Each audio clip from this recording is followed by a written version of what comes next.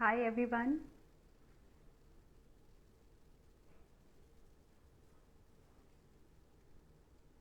Can you all hear me? Just give me a thumbs up if you all can hear me.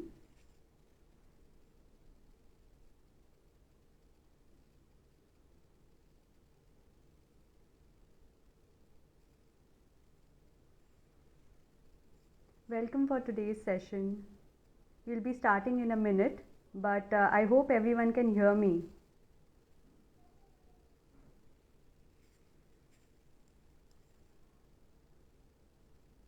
Thank you, Natasha.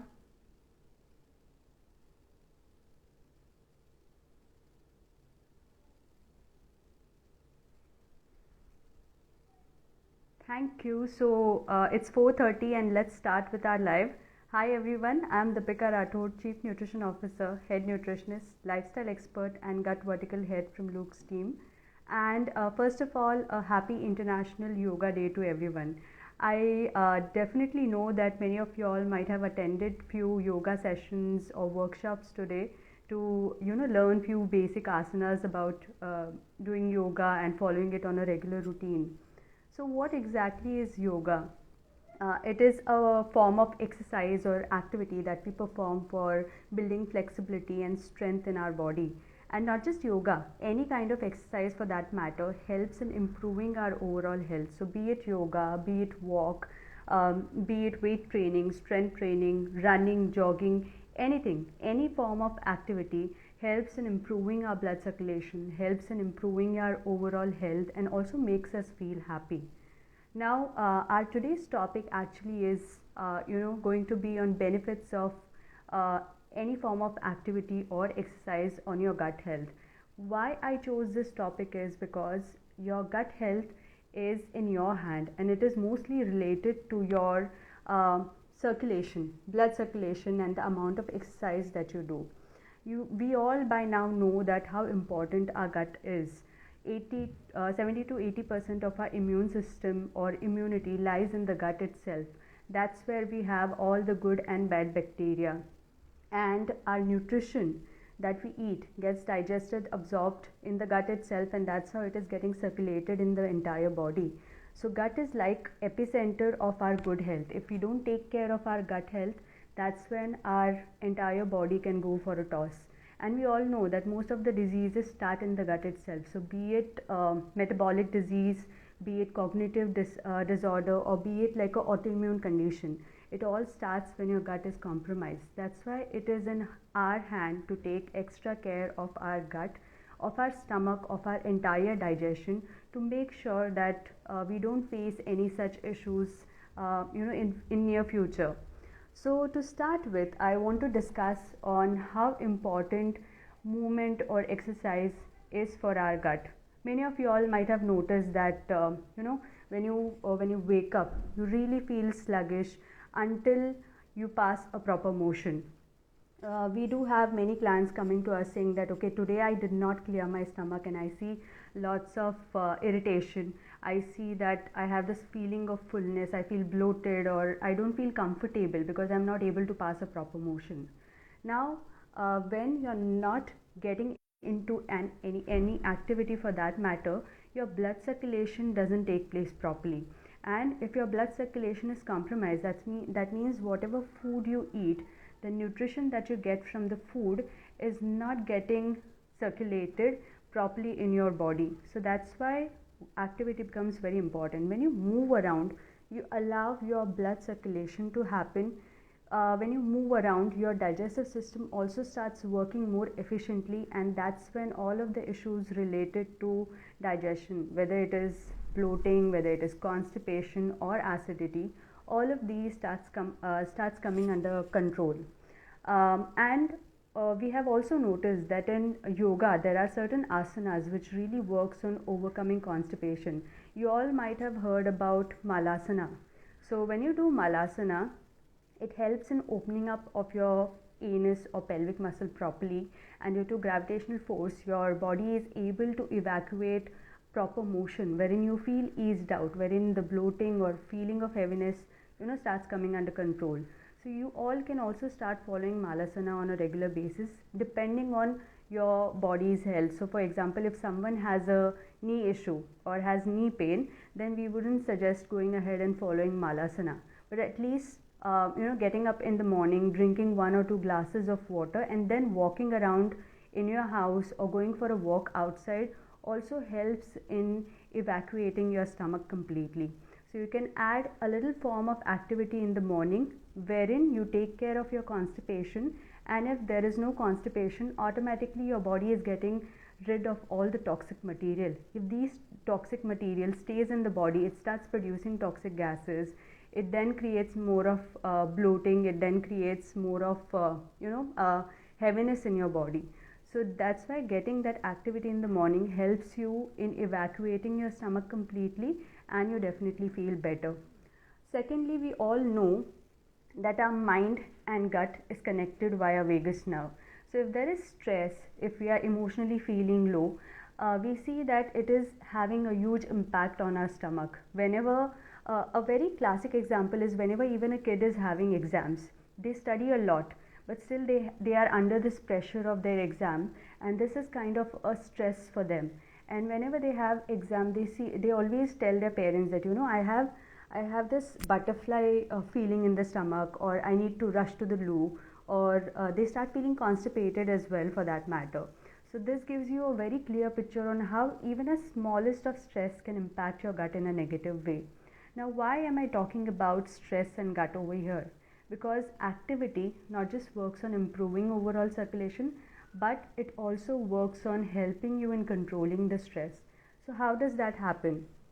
Whenever a client says that I'm feeling very stressed, we always ask them to get into a sort of activity.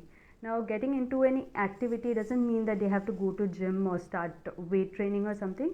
Even a smallest thing like a walk or running or jogging around helps in improving the blood circulation.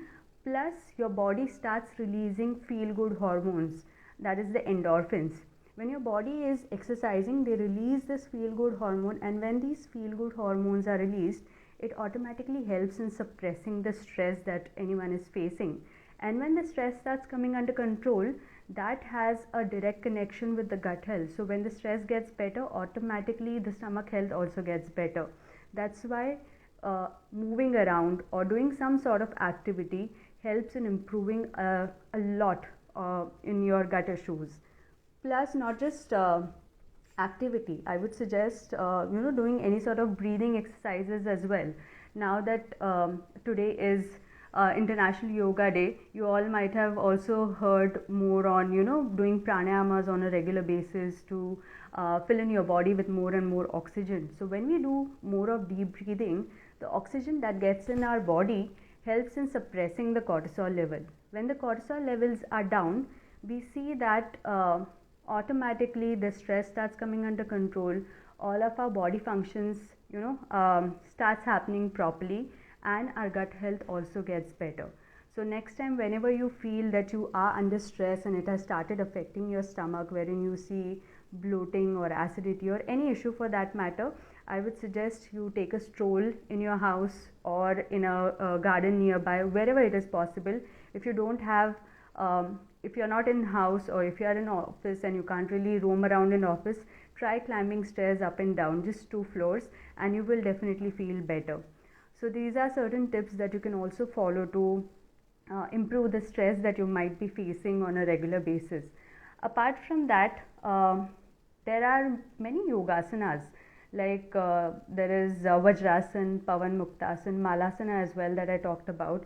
These are specific yogasana that many people follow, particularly to improve your digestion. Our ancestors as well used to follow Vajrasana or Pavan Muktasana to take care of their gut health.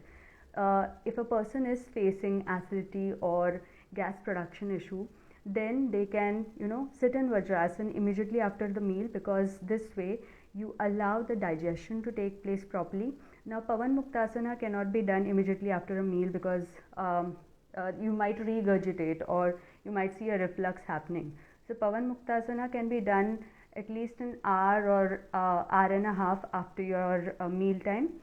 If a person is facing a lot of gas issue, then Pavan Muktasana is like the best asana that anyone can follow, only if you are feeling comfortable with the same. So you can try and follow these asanas to take care of your gut health and to control the acidity, acid reflux, or even gas production that happens after eating a particular meal. So you can also look at walking around. What happens is when we eat food, and we have seen that many clients who come to us after eating, particularly the dinner part, within half an hour or an hour, they hit the bed, they go to sleep, and when they sleep within an hour of eating the food, they see lots of acid reflux happening, they see lots of bloating issues arising, gas production is observed, and they feel very uncomfortable. That's why the sleep is also getting affected. That's where we always suggest them that whenever you are done with your meal, sit at one place for around 30 minutes to 45 minutes. You can follow Vajrasana if you feel comfortable with the same, but again, if you have a knee issue, then we wouldn't suggest going ahead with Vajrasana. Just sitting normally on a couch or a chair or a sofa would do. Sit for 45 minutes, and then after that try and go for a 15-20 minutes of stroll. You can move around in your house itself, or you can go out and take a light stroll. This helps in improving your overall circulation. This helps in improving the digestion as well. So when you're eating and sleeping immediately, you're in a lying down position. That means your esophagus, there are high chances that the stomach acids starts trickling up the esophagus, which leads to more of acidity issues in the body. But when you walk around for 15-20 minutes, you allow the digestion to take place properly, you allow the stomach acids to get balanced, and then it doesn't come up through your esophagus. So it's always ideal to keep 2 to 3 hours of gap between your bedtime and your dinner. And after dinner, if this gap is kept, it helps in improving your digestion, and plus if we add that walk in between, it will also help you in improving your overall digestion and nutrient uptake in the body, and avoiding any sort of acidity, acid reflux that generally happens post dinner to many of our clients and many of y'all who are listening to this live today. So just changing this routine will help you a lot in improving your digestion and controlling the acidity that you might be facing so far.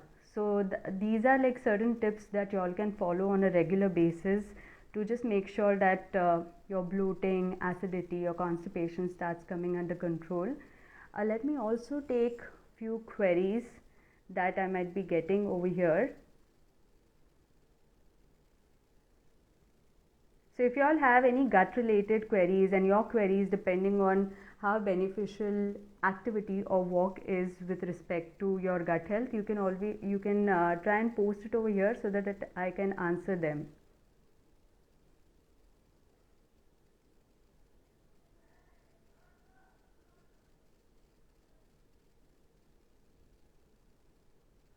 Okay, this is a very interesting question that a person has asked. Why we should sleep on left side after eating? So as I mentioned, we are not supposed to sleep immediately after eating, because it will create more of acid reflux or bloating or indigestion issues in the body. But ideally, after 2 hours of eating, when we are about to sleep, it's always better to sleep on the left hand side, because right hand side is where your stomach and your esophageal sphincter is observed. So if you sleep on the right hand side, there are high chances that the stomach acids can trickle up the esophagus. When you sleep on the left hand side, your stomach acids are slightly below the esophageal sphincter, so there is no chance of acid reflux. Secondly, you're sleeping on your heart side. So whatever food you have eaten, now by the time you're going to sleep, will get digested and absorbed properly, and the nutrition is getting circulated in the entire body. So what happens is, when you sleep on your left side, you're allowing more blood flow to your heart, so your heart will purify the blood and also circulate it to the entire body. So that's why it is beneficial to sleep on the left side 2 hours or 2 to 3 hours after eating, not immediately after eating though. So I hope this answers your query.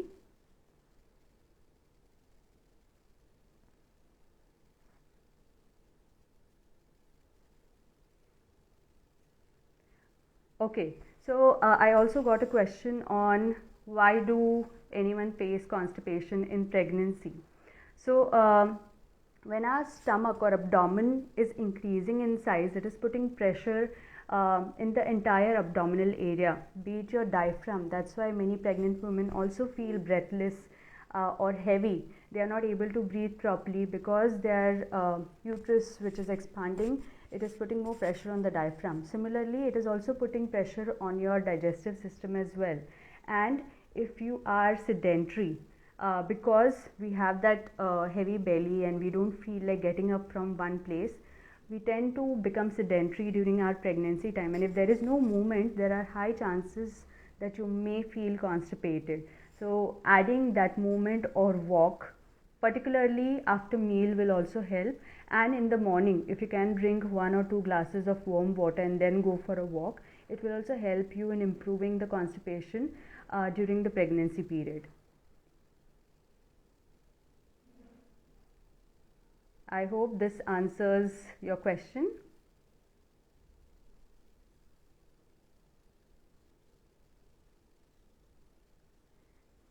Great. So mostly I'm getting all the questions over here on improving the gut health, and our topic today itself is giving you a fair idea on how you can improve the gut health. So we need to understand that walking, any sort of movement, whether it is weight training, yoga, jogging, walking as I said, or any form of activity, you have to keep doing activity on a regular basis so that your blood circulation improves.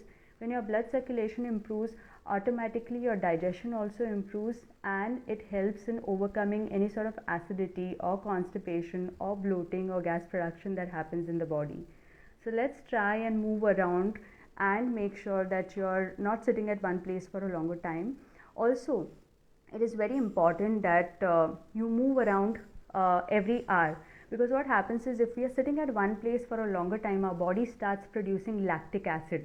When there is lactic acid production, our body starts turning acidic, and it has a huge impact on our muscles, our joints, and at the same time it also hampers our digestion. So if you walk around every 45 minutes to an hour, or just do a minute of stroll in your cabin, or just do light desk stretches, that also helps in adding more circulation in the body. When there is good amount of blood circulation, the lactic acid production stops, and that's when your overall blood circulation improves, your nutrient absorption improves, and similarly your digestion also improves. So let's try and move around, and okay, so I have a few more questions over here, so let me take few more questions.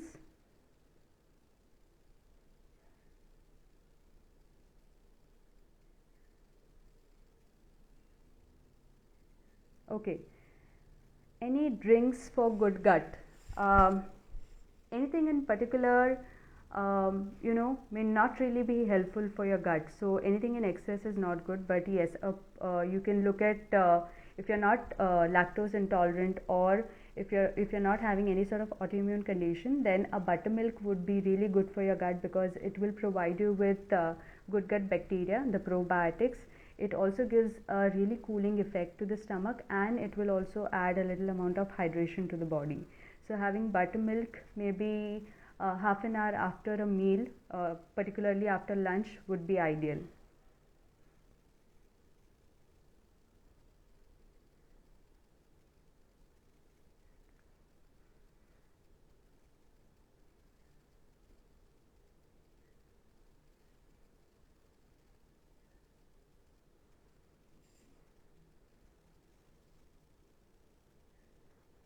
Okay, I see no more questions now.